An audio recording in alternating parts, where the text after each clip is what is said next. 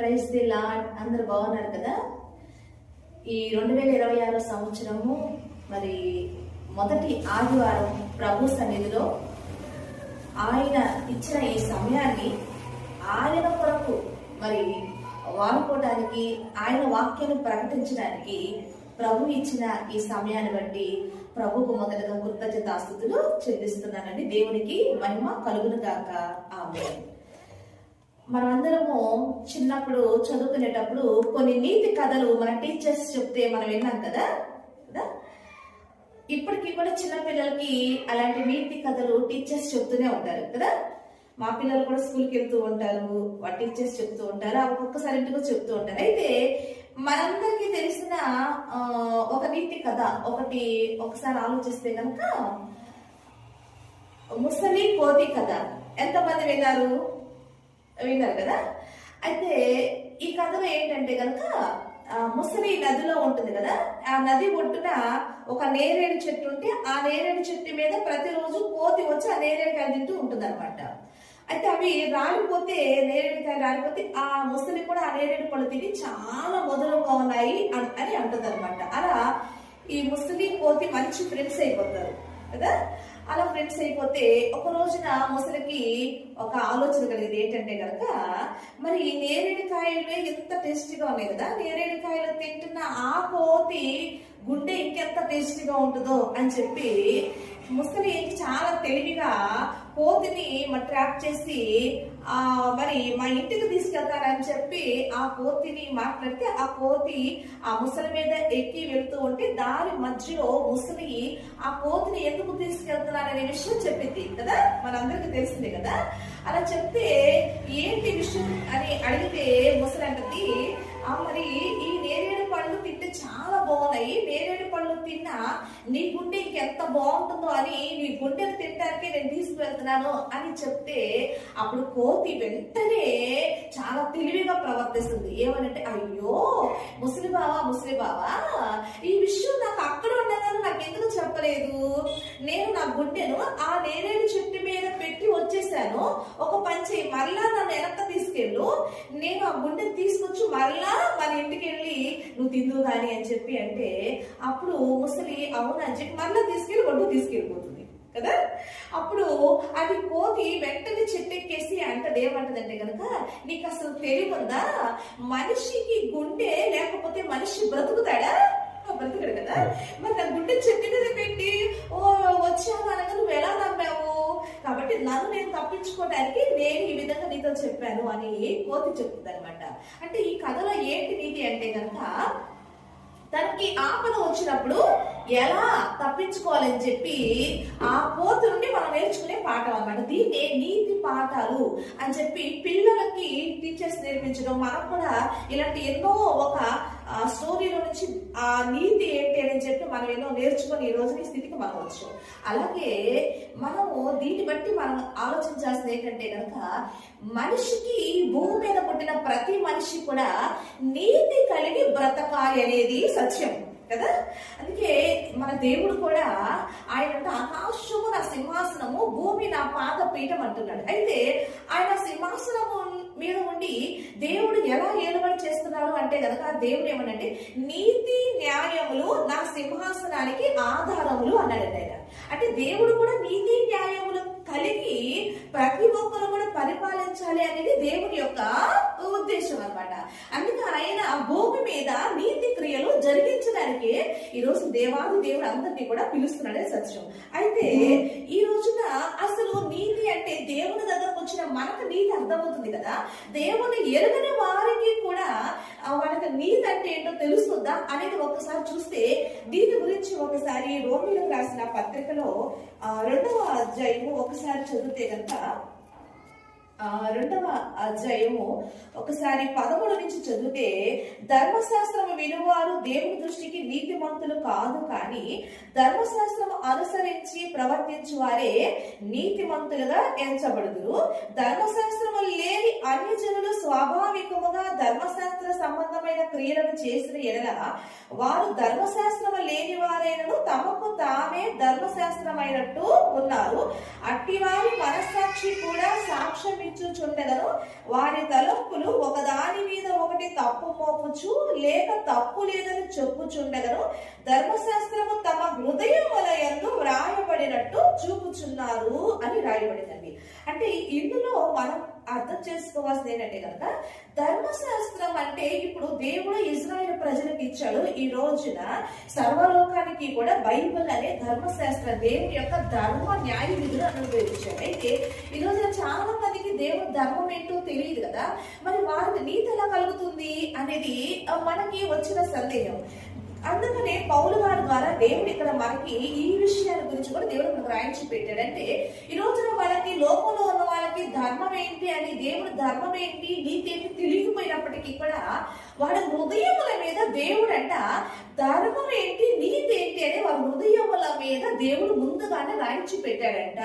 అందుకే యోహాను పత్రికలు రాశారు కదండి, అందులో ఒక్కసారి చూస్తే కనుక యోహాను రాసిన మొదటి పత్రిక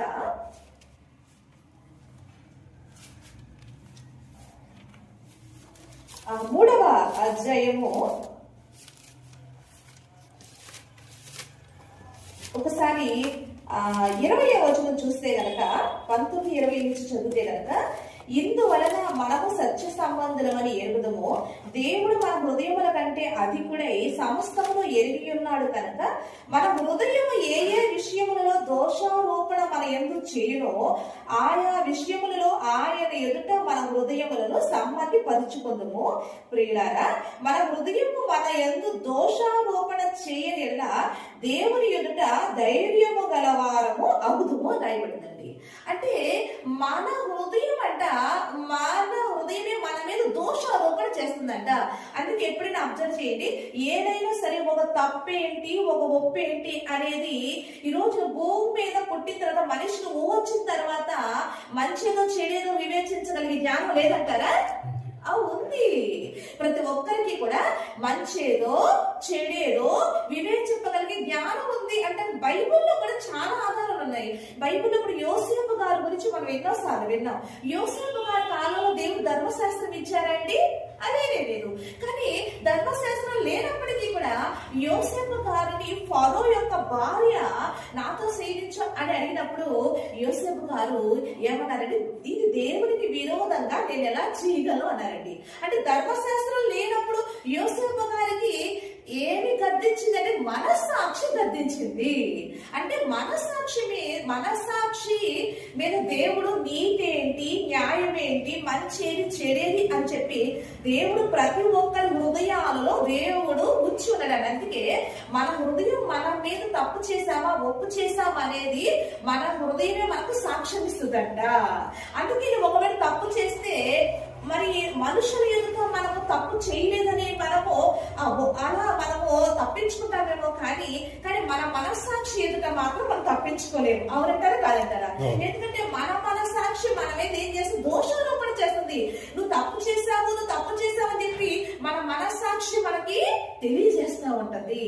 కాబట్టి ఈ రోజున మనిషికి నీతి ఏంటి, అవినీతి ఏంటి, న్యాయం ఏంటి, అన్యాయం ఏంటి అని ప్రతి మనిషికి తెలుసు. కాబట్టి ఈ రోజున దేవుడు ధర్మశాస్త్రం ధర్మశాస్త్రంలో సంగతులు తెలియకపోయినప్పటికీ కూడా బయట ఉన్న మనిషికి నీతి ఏంటి, న్యాయం ఏంటి, అవినీతి ఏంటి అనేది ప్రతి ఒక్కరికి కూడా తెలుసు. అనేది దేవుడు వాళ్ళ హృదయముల మీద రాసి ఉంచాడంట. అందుకే ఈ రోజున ఒకసారి బైబిల్ గ్రంథంలో కొర్నేలి అని దేవుడిని ఎరగని వ్యక్తి, అంటే ఒక అన్యజనుడు అనమాట. అయితే ఆయన యేసుక్రీస్తు ప్రభువారి గురించి విని ఆయనని, ఎందుకంటే ఈ రోజు దేవుని మాటలు అనేకులు ఆకర్షిస్తున్నాయి కదా, అలాగా రోజున కొర్నేలి గొప్ప శతాధిపతి, ఒక గొప్ప అధిపతి, ఆయన నాయకుడు. ఆయనకి యేసుక్రీస్తుని గురించిన మాటలు విన్నప్పుడు ఆయన మీద కూడా ఇతనికి ఏమైందంటే ఒక భక్తి కలిగి ఆయన మాటలు వినాలి, ఆయన చూడాలి ఒక ఆశ కలిగినప్పుడు ఈ కొర్నేలి వద్దకు దేవదూతలు వెళ్ళి, పలానా ఆయన ఉన్నాడు పేతురు గారు, ఆయన పిలిస్తే నీకు దేవుని మాట వినిపిస్తాడని చెప్పి ఆ దేవదూతలు వెళ్ళి సమాచారం ఇచ్చినట్టు మనం చూస్తున్నామా లేదా? అవునా? అప్పుడు ఆ పేతురు గారు కొర్నేలి ఇంటికి వచ్చినప్పుడు పేతురు గారు ఒక అద్భుతమైన మాట అంటారు. ఒకసారి చూస్తే అది అపోస్తల కార్యంలో 10వ అధ్యాయంలో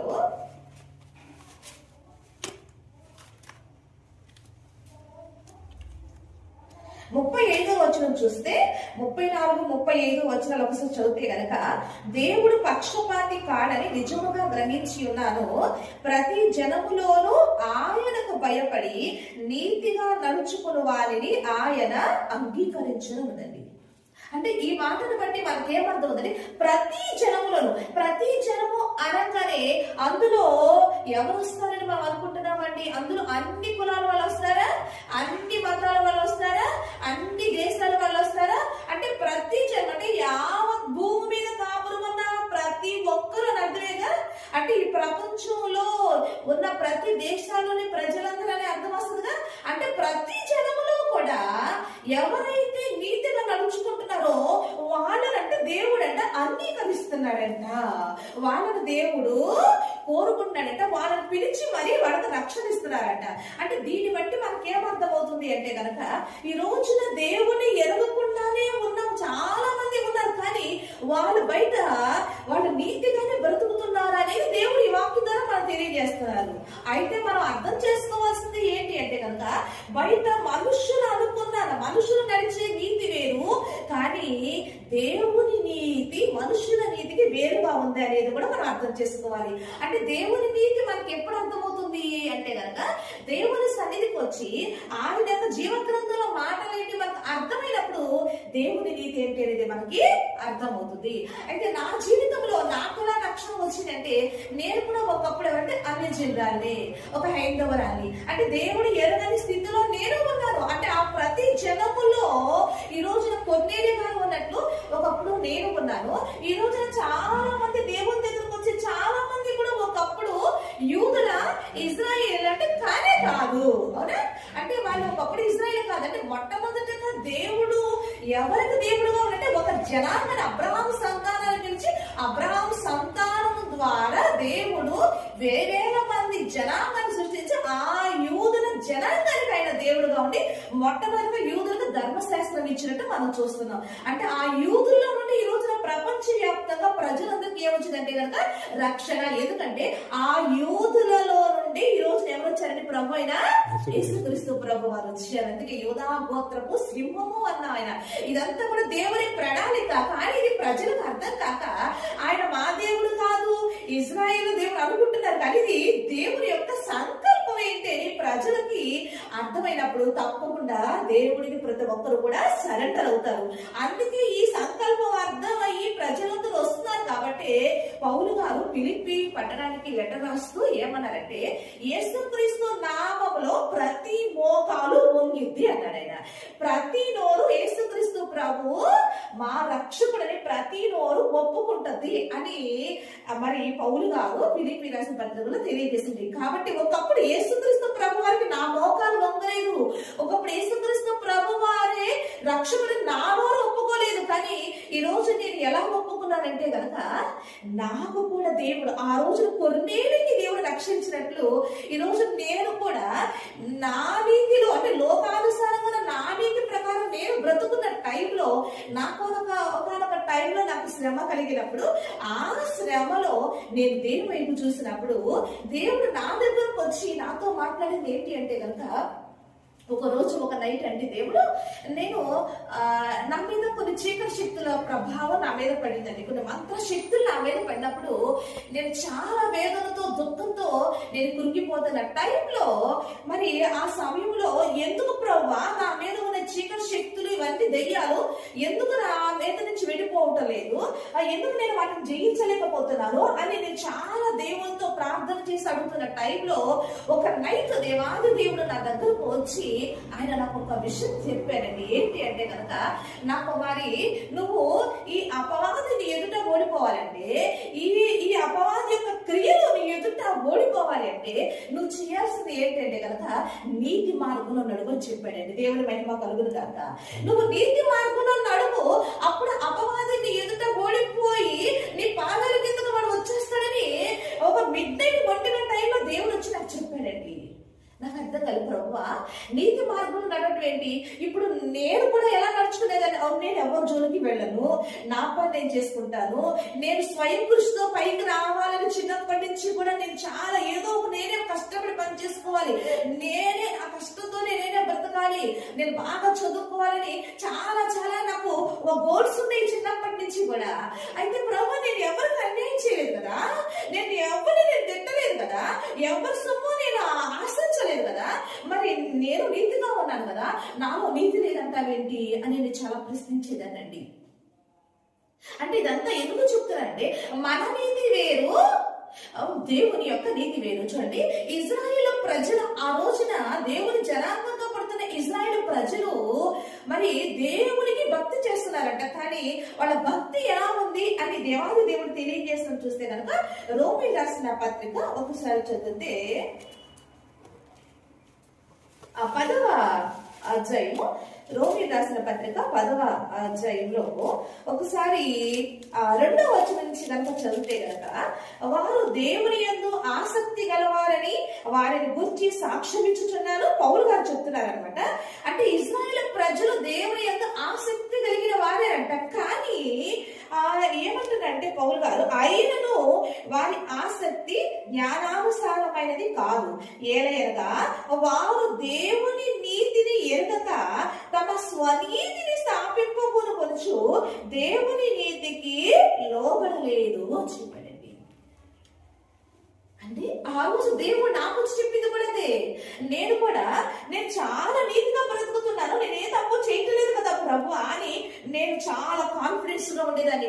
నాకెందుకు వచ్చింది శ్రమ, నాకెందుకు రావద్దు ఈ స్వస్థత అని చాలా కాన్ఫిడెన్స్ గా నేను ఉండేదాన్ని. కానీ ఒక రోజు దేవుడు వచ్చి నాకు, మరి నువ్వు నా నీతి మార్గంలో నడవాలి అని చెప్పారండి. అంటే మనుషుల నీతి వేరు, దేవుని నీతి వేరు. అంటే మనిషి తన నీతితో చేసేదాన్ని ఇక్కడ దేవుడు ఏమన్నాడంటే కనుక అది మనిషి యొక్క స్వనీతి అంటున్నాడండి. అంటే మనిషి అప్పుడు ఆ రోజు ఇజ్రాయేలు ప్రజలు కూడా దేవుని చాలా ఆసక్తి ఉందంట. కానీ వారి ఆసక్తి ఎలా ఉందంటే జ్ఞానానుసారమైనది కాదంట. అంటే వాళ్ళు దేవుని నీతిని ఎరగక తమ స్వనీతితో దేవుని భక్తి చేస్తున్నారంట. కాబట్టి ఈ రోజున లోకంలో కూడా చాలా మంది నీతి ఉంది, ఎందుకు నీతి ఏది అవినీతి ఏది దేవుడు వాళ్ళ మనస్సాక్షి సాక్ష్యం ఇచ్చుచుండగాను ప్రతి ఒక్కరికి కూడా ధర్మశాస్త్రం లేనప్పటికీ కూడా నీతి ఏంటనేది అవినీతి ఏంటి ప్రజలందరికీ కూడా తెలుసు, మంచిది చెడేది ప్రజలందరికీ కూడా తెలుసు. కానీ మనుషుల నీతికి దేవుని నీతికి చాలా తేడా ఉంది. కాబట్టి ఈ రోజున మనిషి లోకంలో దేవుని నీతి ఏంటో తెలియకుండా నువ్వు నీ స్వనీతితో నువ్వు ఎంత భక్తి చేసినప్పటికీ కూడా అది నీకు మోక్షాన్ని ఇవ్వదు అని దేవాది దేవుడు తెలియజేస్తున్నాడండి. అందుకే యెషయా గారి గ్రంథంలో కూడా అక్కడ యెషయాని గొప్ప ప్రవక్త ద్వారా కూడా దేవుడు ఏమనంటే, మీ నీతి క్రియలు నా ఎదుట ఎలా ఉన్నాయంటే మురికి గుడ్డల వలె ఉన్నాయి అని తెలియజేస్తున్నాడు దేవుడు.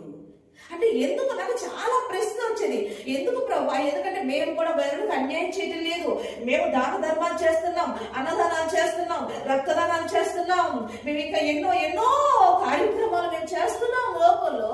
కానీ మరి ఇది మేము నీతి కలిగే కదా చేస్తుంది, ఇవి నీతి క్రియలే కదా అని మనం అనుకుంటున్నాం. కానీ అవి మంచి పనులే, దేవుడు చెడ్డ పనులని అంటలేదండి.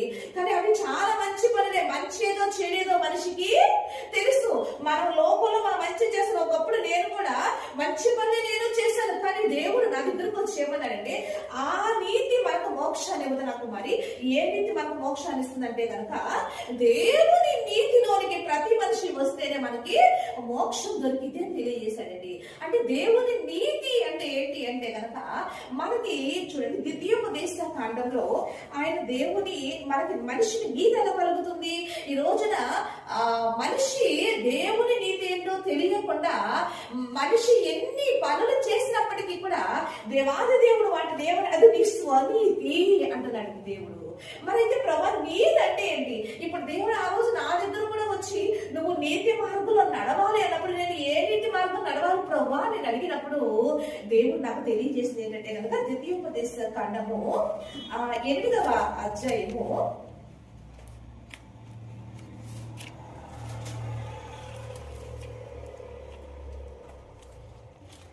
6వ అధ్యాయము ఒకసారి 25వ వచనం చదివితే గనక, మన దేవుడైన యెహోవా మనకు ఆజ్ఞాపించినట్లు ఆయన సన్నిధిని ఈ సమస్తమైన ఆజ్ఞలను అనుసరించి మనము నడుచుకున్నప్పుడు మనకు నీతి కలుగును అని రాయబడిందండి. అంటే మనిషికి నీతి ఎలా కలుగుతుందంటే కనుక దేవుని మాట ఏదైతే చెప్పారో ఆ మాట ప్రకారం ప్రతి ఒక్కరు నడుచుకున్నప్పుడే అప్పుడే మనిషికి ఏం కలుగుతుందంటే కనుక నీతి కలుగుతుందంట అనేది దేవుడు తెలియజేశాడు. అయితే ప్రభు ఆ రోజు నాతో దేవుడు మాట్లాడినప్పుడు ఆ రోజు ఇజ్రాయేల్ ప్రజలు కూడా దేవుని భక్తి చేస్తున్నారు, కానీ దేవుని మాట ప్రకారం భక్తి చేయట్లేదు. వారు తమ స్వనీతి చేత దేవుని భక్తి చేస్తున్నారు. కాబట్టి పౌలు గారు ఏమన్నారంటే ఇజ్రాయేలుకు రక్షణ రావాలని నేను ఎంతగానో ప్రార్థన చేస్తున్నాను అన్నాడు పౌలు గారు. అంటే మన స్వనీతి ప్రకారం మనం ఎంత భక్తి చేస్తున్నప్పటికీ కూడా మనకు రక్షణ రాదు. అంటే రక్షణ రాలేదు అంటే అర్థం ఏంటంటే మోక్షం రాదు అని అర్థం. అంతే కదా, రక్షణ వస్తేనే కదా మన మోక్షం వచ్చేది. అవునంటారా కాదంటారా? కాబట్టి రక్షణ వస్తేనే మనకు మోక్షం వస్తుంది. రక్షణ రావాలంటే మన స్వనీతి ప్రకారం కాదు, కానీ దేవుని నీతి ప్రకారం మనం నడుచుకుంటేనే మనకి మోక్షం దొరుకుతుంది. అయితే దేవుని నీతి మనకు ఎలా కలుగుతుందంటే ఆ రోజు దేవుడు నా దగ్గర కూడా వచ్చి నాకు చెప్పింది, నాకు మరి నువ్వు నా నీతి మార్గంలో నడువు అని చెప్పాడండి ఆయన. అందుకే సామెతల గ్రంథంలో కూడా నీతి అంట మనం ఎక్కడి నుంచి అంటే దేవుని నీతిలోనికి మనం నడిస్తే ఈ నీతి మనకేం కలగజేస్తుంది? నీతి అంట మన మరణం నుండి తప్పిస్తుందంట. ఏంటా మరణము అంటే కనుక ఆదాము నుండి లోకంలోకి వచ్చిన ఒక మరణం ఉంది, అగ్ని గంధకం అంటే రెండో మరణం. ఆ రెండో మరణం నుండి ఒక వ్యక్తి తప్పించబడాలంటే దేవుని నీతి ప్రకారం నడిస్తేనే ఆ వ్యక్తి ఆ అగ్ని గంధకం అంటే ఆత్మకు వచ్చే రెండో మరణాన్ని తప్పించుకోగలడనేది సత్యం. దేవునికి మహిమ కలుగును కాక. ఆ రోజు దేవుడు నాకు అది చెప్పలేడండి.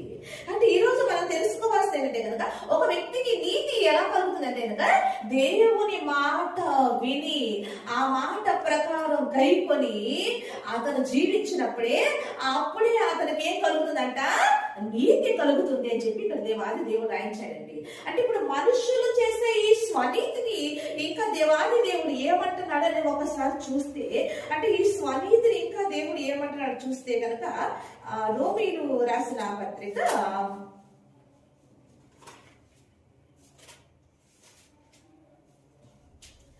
3వ అధ్యాయము 5వ వచనం ఒకసారి చూస్తే కనుక మన దుర్నీతి దేవుని నీతికి ప్రసిద్ధి కలుగజేసిన ఎడల ఏమందము? ఉగ్రతను చూపించు దేవుడు అన్యాయస్తుడవునా? నేను మనుష్య రీతిగా మాట్లాడుచున్నాను అని ఇక్కడ పౌలు గారు ఒక అద్భుతమైన సంగతి తెలియజేస్తున్నారండి. ఏంటి అంటే కనుక అక్కడ ఇజ్రాయేలు ప్రజలు తమ స్వనీతి చేత దేవుని భక్తి చేస్తున్నారు. అంటే ఆ స్వనీతిని ఇక్కడ దేవుడు ఏమంటున్నాడంటే కనుక ఇక్కడ రోమీయుల పత్రికలో పౌలు గారు ఇక్కడ దాని ఇంకా వివరంగా ఎలా వివరిస్తారంటే కనుక మన దుర్నీతి దేవుని నీతికి ప్రసిద్ధి కలగజేసిన ఎడలా ఏమంటాము అన్నాడండి. అంటే దేవుని నీతి ప్రసిద్ధి కలగజేయాలంటే మన స్వనీతి అనగా మన దుర్నీతి దేవుని నీతికి ప్రసిద్ధి కలగజేస్తుందా? లేదండి. అందుకే మన నీతికి దేవుని నీతి వేరుగా ఉంది అంట. అంటే ఈ వేరియేషన్ మనకు తెలిస్తే విజయం మనదేనండి. అంటే ఆలోచిద్దాం మనం ఒకసారి. అంటే ఇక్కడ మన దుర్నీతి దేవుని నీతికి ప్రసిద్ధి కలగజేయాలి. అంటే మన స్వనీతి అనగా మన దుర్నీతి దేవుని నీతికి ప్రసిద్ధి కలగ చేయలేదంట. ఏంటి అసలు ఇక్కడ దుర్నీతి అంటే ఏంటి అనేది ఒకసారి మనం ఆలోచిస్తే కనుక అసలు దేవుని దృష్టిలో దుర్నీతి అంటే ఏంటి అని మనం ఒకసారి ఆలోచిస్తే కొన్ని సందర్భాలు బైబిల్ గ్రంథంలో ఏమున్నాయని చూస్తే కనుక ఒకసారి అండి పేతురు గారు ఎవరి మీద చేతులు పెడితే వాళ్ళకి పరిశుద్ధాత్మ వస్తుంది. అవునా? మనందరూ యేసుక్రీస్తు ప్రభు వారి యొక్క శిష్యుడు పేతురు గారు కదా. అప్పుడు గాంధీ సీమోన్ అయినా ఒక సీమోను పేతురు గారు చెయ్యి పెట్టి ప్రార్థన చేస్తుంటే పరిశుద్ధాత్మ వస్తుంటే ఆ సీమోన్ ఏం చేశాడంటే ఇంత ద్రవ్యం తీసుకెళ్లి పేతురు గారి ఎదురు పెట్టాడండి. అవునా? పేతురు గారు పెట్టి ఈ వరం నాకు కూడా ఇవ్వు, నేను కూడా ఎవరి తల మీద చేయబెట్టి ప్రార్థన చేస్తే ఈ ఆత్మ వాళ్ళు కూడా వచ్చేటట్టు నాకు కూడా ఈ వరం కావాలి కానీ ద్రవ్యం పెట్టి నాకు కూడా ఇది ఇవ్వు అన్నప్పుడు పేతురు గారు ఆయన ఒక మాట అంటాడండి. ఒకసారి చూద్దాం, అది అపోస్తల కార్యములు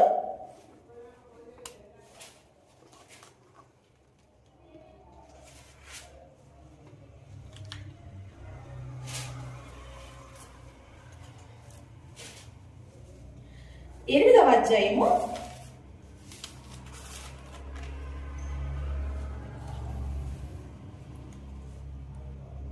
21వ వచనం చూస్తే 21వ వచనం చూస్తే కనుక, అందుకు పేతురు, నీవు ద్రవ్యం ఇచ్చి దేవుని వరము సంపాదించి పొందునని తలంచుకునేందున నీ వెంటి నీతో కూడా నశించును కాక, నీ హృదయము దేవుని ఎదుట సరి అయినది కాదు కనుక ఈ కార్యమందు నీకు పాలు పంపలు లేవు. కాబట్టి ఈ నీ చెడుతనము మానుకొని మారు మనసు పొంది ప్రభువును వేడుకొనుము.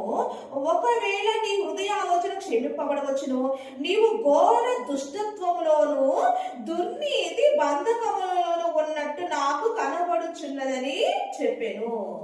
అంటే గాంధీ సీమోను ఏ కండిషన్ లో ఉన్నాడంట అంటే కదా, దుర్నీతి బంధకములో దుష్టత్వంలో ఉన్నాడనేది పేతురు గారు చెప్తున్నారు. అంటే ఈ రోజు దీన్ని బట్టి మనం ఏమర్థం చేసుకోవాలంటే, అంటే దుర్నీతి అసలు ఏంటి, లోకములో దేవుని నీతి కాకుండా మనుషులు చేసే క్రియలు దేవుని దృష్టిలో ఎలా కనపడుతున్నాయని మనం ఆలోచిస్తున్నామండి. ఈ రోజు చాలా మంది అండి ఇలాంటి పరిస్థితులు లేదంటారా, ఈరోజు దేవుని సన్నిధికి వస్తారు, దేవుని చెప్పిన మాట ప్రకారం జీవించిన కానీ డబ్బులు ఇచ్చి దేవుని వద్ద వరాలు కొనుక్కుందాము, డబ్బులు ఇచ్చి దేవుని దగ్గర ఆశీర్వాదాలు పొందుకునే వాళ్ళు ఎంతమంది లేదంటారండి? ఉన్నారా? లేదంటే వాళ్ళు ఉన్నారండి. అంటే డబ్బుతోనే దేవుడు కొనేద్దాం అనేటోళ్ళు కూడా ఉన్నారా లేదా? ఈరోజు మందిరాల్లోకి వచ్చేటోళ్ళు అలాంటి వాళ్ళు ఉన్నారు. లోకంలో కూడా ఈ రోజున దేవుని సన్నిధికి రాకపోయిన లోకంలో దేవుడిని కూడా ఎలా చూస్తారంటే కనుక, డబ్బిచ్చి దేవుని వద్ద ఎన్నో కోరికలు కోరుకునే వాళ్ళు, ఆ కోరికలు తీరంగానే దేవుడికి డబ్బిచ్చే వాళ్ళని ఎంతో మంది మనం చూడటం లేదంటారా? అంటే ఇలాంటివి దేవుడు ఏమంటారంటే దుర్నీతి క్రియలు అంటున్నాడండి. ఆలోచిద్దామంటే, అంటే దేవుని నీతి ఎలా ఉంది, మనుషుల యొక్క తలంపులు ఎలా ఉన్నాయి అనేది మనం ఆలోచిస్తున్నామండి. ఇంకా చూస్తే ఒకనొక సందర్భంలో అపోస్తల కార్యంలో కొంతమంది ఎలా ఉంటారంటే కనుక, దేవుని సన్నిధికి దేవుని మాటలు ప్రకటిస్తుంటే కొంతమంది దేవుని మాటలు వినేటోళ్ళు కూడా చెడగొట్టే వాళ్ళు కూడా చాలా మంది ఉన్నారండి కదా. అలాంటి సందర్భం ఒకసారి జరిగింది. ఎవరు? పౌలు గారు సువార్త చేసేటప్పుడు జరిగింది. అప్పుడు ఏమంటున్నారంటే కనుక, పౌలు గారు చూడండి ఏమంటున్నారో చూద్దాం ఒకసారి. అపోస్తల కార్యంలో 11వ అధ్యాయము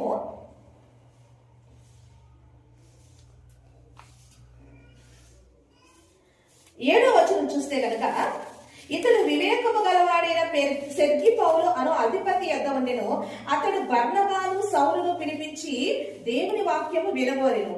అయితే ఎలుమ అధిపతిని విశ్వాసము నుండి తొలగింపవలెనని యత్నము చేసి వారిని ఎదిరించెను. ఎలుమ అను పేరునకు గారడి వాడని అర్థము.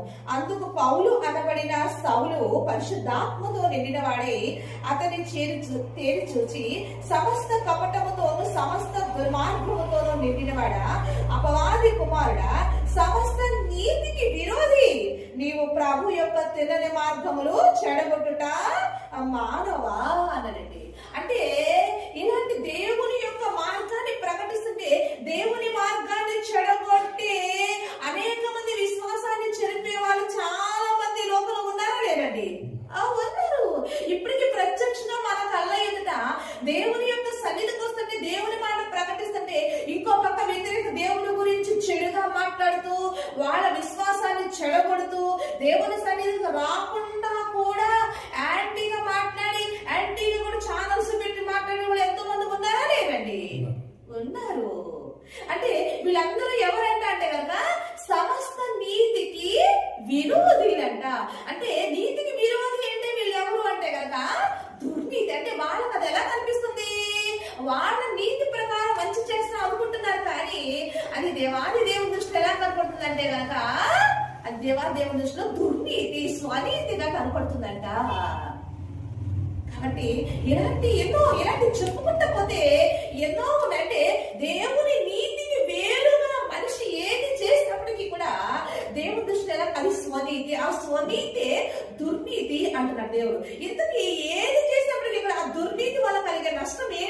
అనేది చూస్తే కనుక ఒకసారి యోహాను పత్రికలు ఉన్నాయి కదండి. మొదటి యోహాను పత్రిక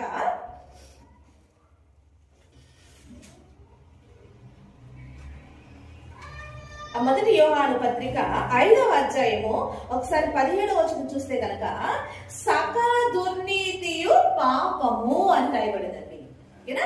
అంటే నువ్వు దేవుని నీతికి లోబడకుండా నీ స్వనీతి ప్రకారము నువ్వు ఏది చేసినా దేవుని దృష్టిలో అది ఎలా కనపడుతుంది అంటే గనక సకల దుర్నీతి కూడా పాపముగా కనపడుతుందంట. అంటే ఒకసారి ఆలోచిద్దామండి. ఇలా పాపంగా కనపడుతుంటే ఈ పాపములో నువ్వు చనిపోతే పాపం వల్ల నీకేమొస్తుంది అంటే గనక పాపం వల్ల వచ్చే జీతం ఏంటి అంటే గనక మరణము. కాబట్టి నువ్వు మరణానికి వెళ్ళిపోతున్నావు. అంటే నీ నీతి ప్రకారం నువ్వు దేవుని నీతిని ఎరగకుండా నీ స్వనీతి ప్రకారం నడుచుకుంటే నువ్వేమైపోతున్నావు అంటే గనక నశించిపోతున్నావు, మరణానికి వెళ్ళిపోతున్నావు. మరి మరణానికి వెళ్ళిపోతున్న నిన్ను దేవుడు చూస్తూ ఊరుకుంటాడండి. ఇందుకు దేవుడు అంటే ఎవరండి? ప్రేమ స్వరూపి. దేవుడు ప్రేమ కలిగిన దేవుడు. ఆయన మన ఎడల చాలా చాలా ప్రేమ చూపిస్తున్నాడు. ఆయన మన ఎడల మన ఇద్దరు నశించిపోతుంటే ఆయన మన ఎడల తన ప్రేమను చూపించలేదంటారా? చూపించాడండి. అది కూడా మనం తెలుసుకోవాలి కదా. అయితే ఈ రోజున ఇలాంటి లోకంలో దేవుని నీతి నిలకుండా ఎన్నో జరుగుతూ ఉన్నాయి. ఇప్పుడు సోషల్ మీడియాలో కొత్తగా ఒక విషయం కూడా మనం చూస్తుంటే వస్త్రధారణ చూస్తున్నామండి. ఎవరో కదా, ఏదో ఒక సినిమా యాక్టర్ అంట ఏమంట ఏదో స్త్రీల వస్త్రధారణ గురించి మాట్లాడారంట. అది ఈ రోజు పెద్ద ఇష్యూ చేస్తున్నారు.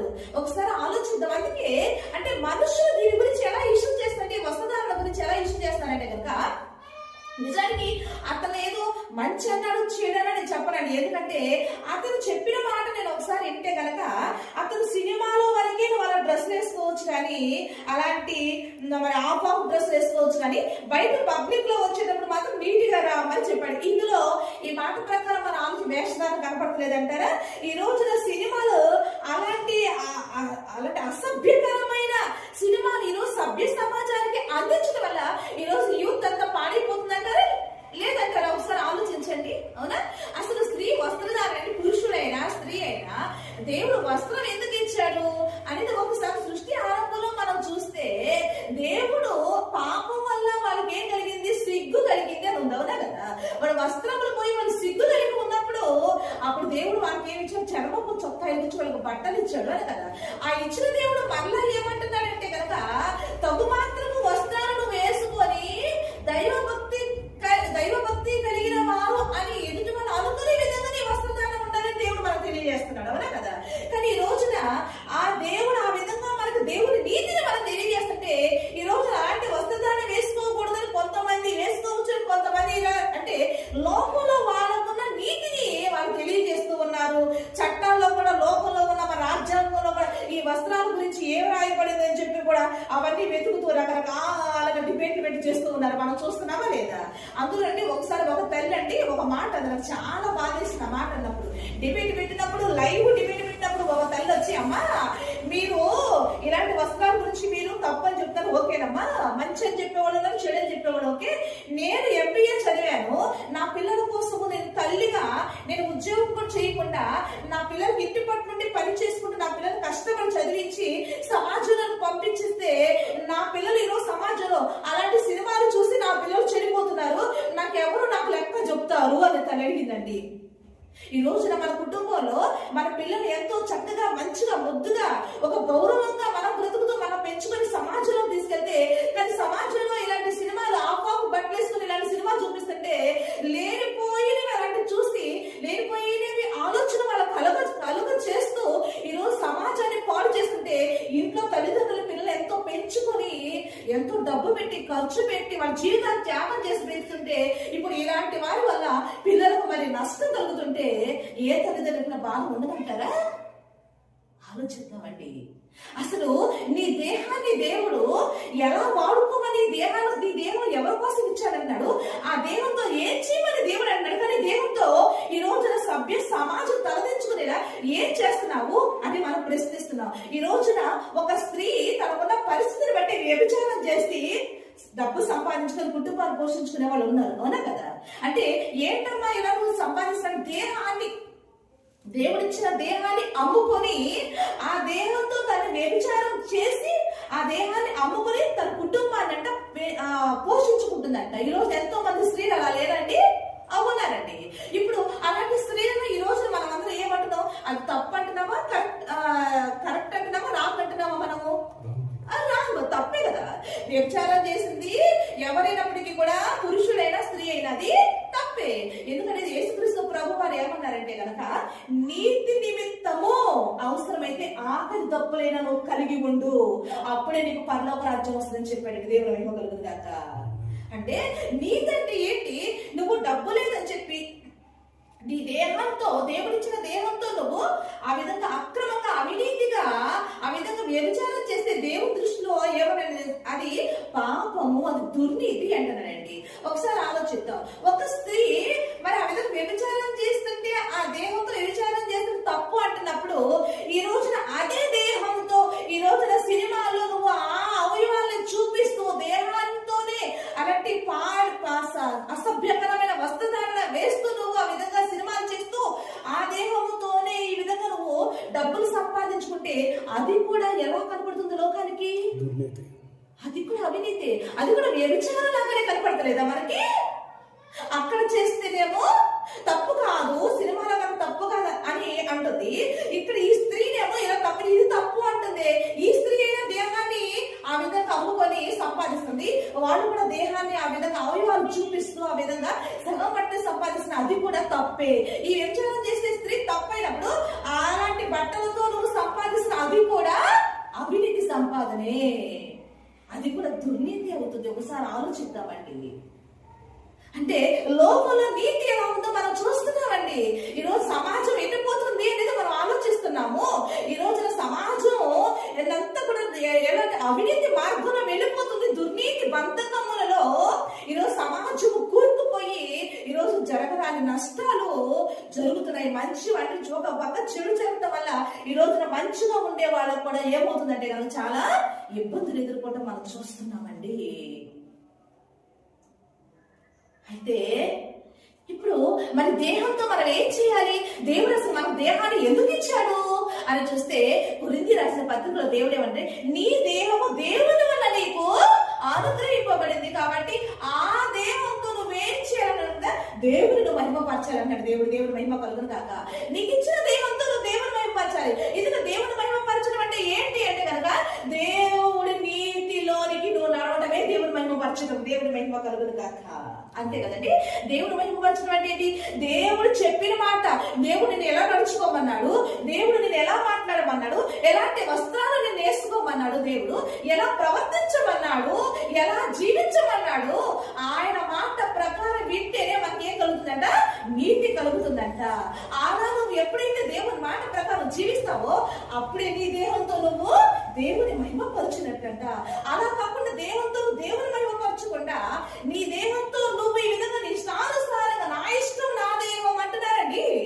నా దేహం నా ఇష్టం అని కొంతమంది అంటూ మనం చూస్తున్నాం, అవునా? అలాగే బతికున్నప్పుడు కొంతమంది నా ఇష్టం అని బతికిన వాళ్ళు చాలా మంది ఉన్నారు. అలా ఒక ధనవంతుడు ఎట్లాగే బ్రతికాడంట, దేవుడు భయం లేకుండా నా ఇష్టం అని బ్రతికాడంట. అలా బ్రతికితే చివరికి నువ్వు ఎంత బ్రతికినా ఒక రోజు చచ్చిపోవాల్సిందేగా. నీ యవ్వనం కూడా ఎంతవరకు ఉంటుంది? కొంతవరకేగా యవ్వనం ఉండేది. ఆ తర్వాత నీ యవ్వనం అంతా ఏమైపోతుందండి? వృద్ధాప్యం అయిపోతుంది, అంతే కదా. అప్పుడు ఏం చేస్తావు? ఏం చేయవు. వృద్ధాప్యం తర్వాత ఇంకేమవుతుంది? మరణము. అంటే ఒక ధనవంతుడు ఇలాగే నా ఇష్టం దేవుడు భయం లేకుండా, దేవుడు నీతికి లోబడకుండా తన ఇష్టానుసారంగా తను బ్రతికినట్టే చివరికి అతను ఏమైపోయాడంటే నిత్య నరకాగ్ని గుండానికి వెళ్ళి కాలిపోతున్నాడంట. కాలిపోతుంటే అప్పుడు దేవుడు ఒక మాట అంటాడు, చాలా బాగుంటుంది కదా అది. లూకాసు వార్త 19వ అధ్యాయం. ఒక్కసారి ఆ మాట చూసి మనము ఆలోచిద్దాం. లూకాసు వార్త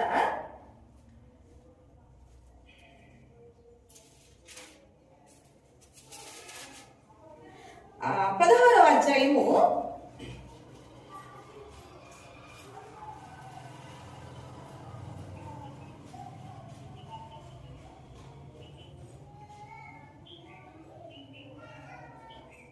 25వ వచనం చదివితే కనుక, అందుకు అబ్రహాము, కుమారుడా, నీవు నీ జీవిత కాలమందు నీకు ఇష్టమైనట్లు సుఖము అనుభవించుతివి. అలాగనే లాజరు కష్టం అనేది జ్ఞాపకం చేసుకును, ఇప్పుడైతే వాడు ఇక్కడ నెమ్మది పొందుతున్నాడు, నీవైతే యాతన పడుచున్నావు అని రాయబడిందండి. అంటే తన ఇష్టానుసారంగా దేవుని భయం లేకుండా, దేవుని నీతికి లోపడకుండా ఆ వ్యక్తి ధనవంతుడు, నాకు డబ్బు ఉంది అని చెప్పి ఆ డబ్బుతో ఇష్టమైన సన్న నాన వస్త్రాలు వేసుకున్నాడంట, 10 మంది కన్యకలు పెట్టుకొని ఇష్టానుసారంగా ఎంజాయ్ చేశాడంట.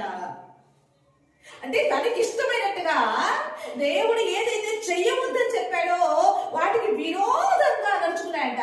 అందుకే ఆ ధర్మశాస్త్రం అయినప్పుడు యోసేపు గారు కూడా ఉచితలేంటి అవకాశం, కానీ యోసేపు గారు ఏమన్నారో తెలుసా, దేవునికి విరోధంగా నేనేలా పాపం చేయగలను అన్నాడు. దేవుని నీతికి విరోధంగా నేను ఎలా పాపం చేయగలనండి. కాబట్టి ఇలాంటి పాపం చేసే వాళ్ళందరూ, ఇలాంటి స్వనీతి ప్రకారం నడుచుకున్న వాళ్ళందరూ కూడా ఎవరికి విరోధంగా నడుచుకున్నారు తెలుసా, దేవాది దేవునికి విరోధంగా నడుచుకొని దేవునికి శత్రువులు అయిపోతున్నాం మనం అందరము. అంటే ఆలోచిద్దామండి. ఇలాంటి దుర్నీతి బంధకాలలో ఆ రోజు గాలిడి సీమోను ఉన్నాడు, ఆ రోజు పెర్గమో ఎలుమ ఉన్నాడు, ఈ రోజు లోపల ఎంతో మంది దుర్నీతి బంధకాలలో చిక్కుబడిపోయి ఉన్నారు. మరి ఇలా చిక్కుబడిపోయిన ప్రజలను ఎవరు విడిపిస్తారు అంటే దేవాది దేవుడు ఏమంటున్నాడు చెప్పండి. ఇలాంటి దుర్నీతి బంధకాల నుండి విడిపించడానికి దేవాది దేవుడు ఏం చేశాడని చూస్తే కనుక ఒకసారి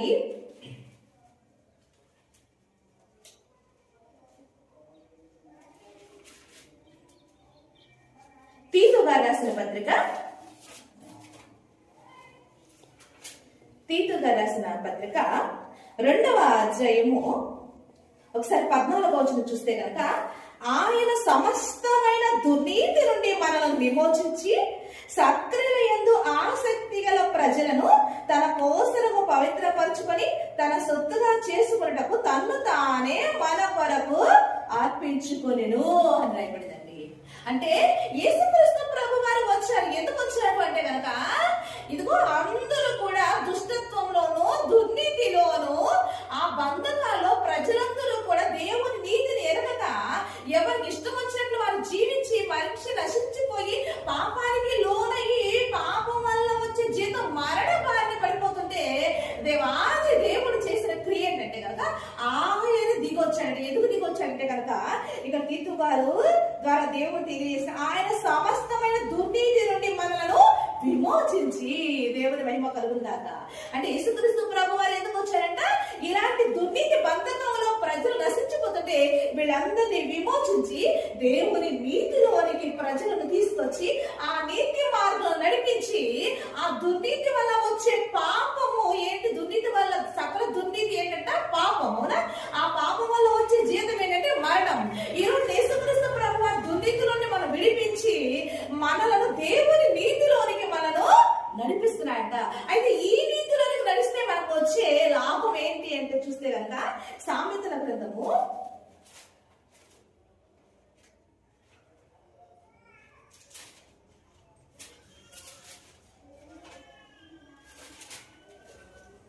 10వ అధ్యాయము ఒకసారి 2వ వచనం చూస్తే కనుక, సామెతలు 10 2వ వచనం చూస్తే, నీతి మరణము నుండి రక్షించును అని ఉందండి. చూసారండి, అంటే ఆ పాపం దుర్నీతితో, ఆ దుర్నీతి వల్ల కలిగేది ఆ పాపం వల్ల వచ్చి ఆ మరణంలో వెళ్ళిపోకుండా ఈ రోజున దేవాది దేవుడు దిగొచ్చి ఆ దుర్నీతి బంధకులను విడిపించి దేవుని నీతిలోనికి నేను నడిపించి, ఈ నీతి ద్వారా దేవుడు నీకు ఏమి ఇస్తున్నాడంట, జీవాన్ని ఇస్తున్నాడంట. ఆ మరణాన్ని తప్పించి నీకేమిస్తున్నాడు దేవుడు, జీవాన్ని. అంటే యేసుక్రీస్తు ప్రభువు జీవాధిపతి, మనందరికి జీవాన్ని ఇవ్వడానికి ఆయన దిగి వచ్చాడు. ఆయన 2000 సంవత్సరాల కింద పుట్టడం కాదు, ఆయన ఎప్పుడో సృష్టి భూమికి పునాది వేయబడక మునిపే ఆయన ఉన్నవాడు అనువాడై ఉన్నాడు ఆయన దేవుడు. కాబట్టి ఎందుకు వచ్చాడు, 2000 సంవత్సరాలకి ఎందుకు వచ్చాడంటే నిన్ను నన్ను దుర్నీతి బంధకాలను విడిపించడానికి ఆయన దిగి వచ్చి ఉన్నాడు అనేది సత్యం, వాస్తవం. ఈ సత్యాన్ని మనం అర్థం చేసుకుందామండి. కానీ దేవుడు మనం ఎంతో ప్రేమిస్తున్నాడు. ఈ రోజున ఆ సకలంలో యేసుక్రీస్తు ప్రభు వారు లేకుండా ఉన్న వాళ్ళందరూ దుర్నీతి బంధకాలు నశించిపోతున్నారు. అలాగే నశించిపోతుండే వాళ్ళు నిత్యనరకాగ్నిగుండానికి వెళ్ళిపోతున్నారు. కాబట్టి మనం ఆలోచిద్దామండి. ఆ దుర్నీతి బంధకాలు విడిపించడానికి ఈ రోజు ఆయన దిగొచ్చి, ఈ రోజు ఆయన తన సేవకులు పంపించి ఇదిగో తన నీతిని ఈ రోజు మీకు తెలియజేసి ఆ నీతిలోనికి మిమ్మల్ని నడిపించి మిమ్మల్ని విడిపించడానికి దేవుడు మీలో మీరు కాదు అంటారా? మీరు రాను అంటారా? కాబట్టి రాను అంటే, నాకు వద్దు అంటే, నువ్వు దేని కోరుకుంటున్నావు అని దేవుడు అంటాడంటే కనుక, యేసుక్రీస్తు ప్రభువా నాకు వద్దు అన్నావంటే నాకు మారడమే కావాలి అని నువ్వు కోరుకుంటున్నావు అని అర్థం. కాబట్టి దేవుని పిల్లలారా ఆలోచిద్దాం. మరణంతో స్నేహం మనకు వద్దండి, జీవంతో స్నేహం చేద్దాం. ఆ జీవాధిపతిని కోరుకుందాం, ఆ జీవాన్ని సొంతం చేసుకుందాం. కాబట్టి లోకంలో ఉన్న ఆ నీతి మనల్ని నిత్య రాజ్యాన్ని నడిపించలేదండి, జీవంలో తీసుకురాదు. దేవుని నీతి ఏంటో తెలుసుకొని దేవుని నీతికి లోబడి దేవుడిచ్చే ఆ జీవాన్ని మనం పొందుకోవాలని మీరందరూ కూడా జీవ ప్రాప్తులుగా మీరు ఆ నిత్యమైన రాజ్యాన్ని సంపాదించుకోవాలి మనస్ఫూర్తిగా మీ సహోదరుగా కోరుకుంటూ ఈ మాటలు ముగిస్తున్నాను. దేవుడికి మహిమ కలుగును గాక. ఆమేన్, ఆమేన్, ఆమేన్.